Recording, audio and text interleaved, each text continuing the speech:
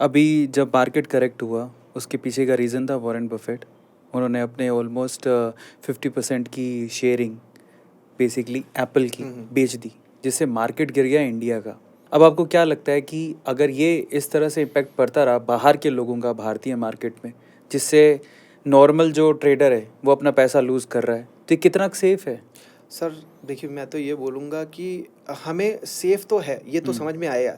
अभी मैं कुछ ऐसे एग्जांपल्स आपको बताऊँगा, हमें रोंगटे भी खड़े होंगे और गुस्सा भी आएगा, बहुत सारी चीज़ें। जैसे कि अब एक एग्जांपल जॉर्ज सोरोस का दूंगा। इसने बंदे ने नॉर्वे की सरकार गिरा दी अफवाह फैला करके।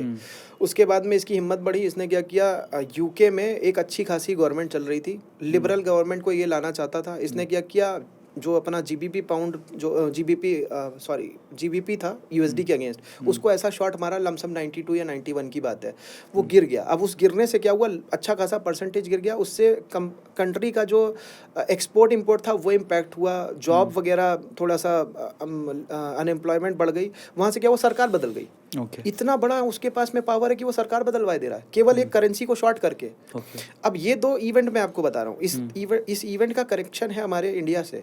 अभी अदानी का आपने देखा होगा, हाइडेनबर्ग रिपोर्ट के बेसिस पे उसका शेयर क्रैश हो गया। वो उसमें प्रॉब्लम भी है कि अदानी का स्टॉक बहुत ज़्यादा ओवर लेवरेज है। ओवर लेवरेज मतलब डेट बहुत ज़्यादा है। तो ऐसी कंडीशन में लोग डर जाते हैं जल्दी और पैनिक जल्दी आता है। लेकिन वहाँ पे क्या हुआ, हाइडेनबर्ग के अंदर एक ऐसी कंपनी का स्टेक है जो कि जॉर्ज सोरस कंट्रोल करते हैं। तो अब पॉइंट क्या है कि उनके इशारे पे काम हो रहा होगा। तो पॉइंट ये हुआ कि इस तरीके के पैनिक यहाँ पे फैला करके अपना स्टॉक खरीद लो, या जो मार्केट बॉटम पे मिल सकती है, या इस तरीके के बड़े बड़े स्टॉक पे अगर पैनिक इस तरीके से फैला दो तो हमें सस्ते में मिल जाए। अब ये इसको एक तरीके से नहीं, कई तरीक़ों से बताता हूँ। अब एक एग्जाम्पल बता रहा हूँ। अभी मैं कल ही मुंबई में था, ऊर्जा समिट था, वहाँ पे देवेंद्र फडणवीस जी आए थे। उन्होंने ये बात बताई कि अंबानी जी के घर के नीचे पिछली सरकार जो थी उसी ने ही बॉम्ब प्लांट करके उनको मतलब धमकी टाइप की दी।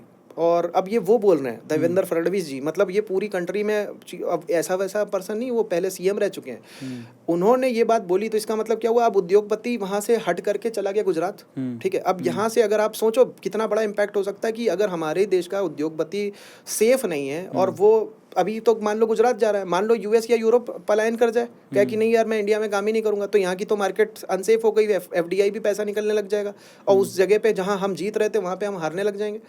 ये मतलब एक साइकोलॉजिकल गेम है कि एक को स्विच मरवाओ और दूसरे पीछे से चलते चले जाएंगे। जरा समझो, इसके पीछे बहुत अच्छी कॉन्स्पिरेंसी होता है और इसमें मरता जो है ना, वो जो लोकल ट्रेडर है ना, वही मरता है। बड़ी बड़ी कंपनियां ऐसे में फ़ायदा उठा के निकल जाती हैं, एक न्यूज़ लाती हैं, अपना शेयर में पैसा डाल।